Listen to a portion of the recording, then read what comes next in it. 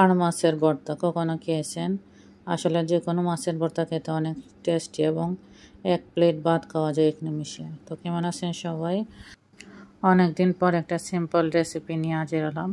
এখানে আমি আর মাছ আগে সিদ্ধ করে নিয়েছি। তো সিদ্ধ করার পর মনে হলো একটা ভিডিও করে নেই। তো সিদ্ধ করে নিয়ে ভালো করে মাছের কাঁটা বেছে নিতেছি। অ্যাকচুয়ালি বাচ্চারা মাছ খেতে চায় না, তো ভাবলাম একটু মাছের ভর্তা করে নিই, তাহলে ওরা মাছ খাবে। তো প্যানের মধ্যে আমি তেল দিয়ে গরম হয়ে যাওয়ার পর আমি পেঁয়াজ কুচি দিয়েছি। পেঁয়াজ কুচি দিয়ে সেটাকে একটু বাদামি কালার করে ভেজে নেব। একটু খুবই সিম্পল রেসিপি। তো আমার মাছগুলো কাটা বাছার পরে এর মধ্যে আমি সামান্য পরিমাণ মশলা দিয়ে দেবো, হলুদ গুঁড়া, মরিচের গুঁড়া, জিরের গুঁড়া এবং ধনিয়ার গুঁড়া। সব মশলা একটু পরিমাণে দিয়েছি। তারপর আমি আবার পেঁয়াজটা ভালো করে নেড়ে দিতেছি। আর এদিকে ভর্তার মধ্যে একটু লবণ মিশিয়ে নিলাম স্বাদ মতো।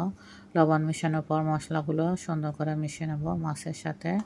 পেঁয়াজটা বাদামি কালার করে ভাজা হয়ে গেলে এর মধ্যে আমি এখন দিয়ে দেবো মাছ, যেটা আমি মশলা মাখিয়ে রাখছি কাটা বেছে। তো সুন্দর করে মাছটাকে আমি এখন নেড়ে দেব এবং যাতে নিচে না লাগে সেদিকে খেয়াল রাখবো। অ্যাকচুয়ালি এটা অনেক সময় নিচে লেগে যায়, তো বারবার নেড়ে দেবো এবং একটা ড্রাই করে বেজে নেব। এটার মধ্যে আমি কোনো পানি অ্যাড করব না। আর অবশ্যই আপনি এটার মধ্যে আদা কুচি বা রসুন কুচি দিতে পারেন। অ্যাকচুয়ালি ভর্তা অনেকভাবে খাওয়া যায়, তো এক এক সময় এক একভাবে খাওয়া হয়, ভালো লাগে বিভিন্নভাবে রান্না করলে। তো এর মধ্যে আমি এখন কিছু কাঁচামরিচ দিয়ে দিতেছি, কম করে দেব, 2টা কাঁচামরিচ দিয়েছি, যেহেতু বাচ্চারা খাবে। অবশ্যই আপনি একটু জাল বেশি খেলে একটু জাল বেশি দিতে পারেন।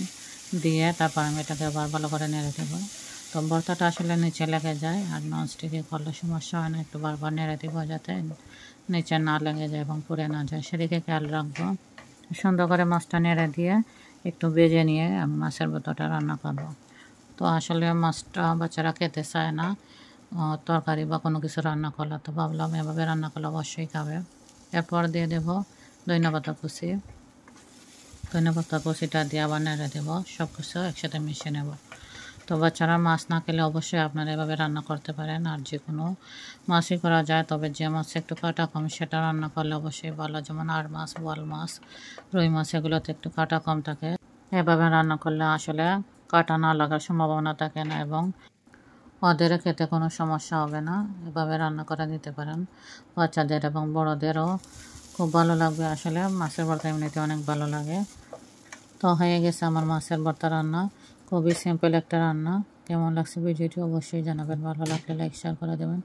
ওকে, টাটা, বাই বাই।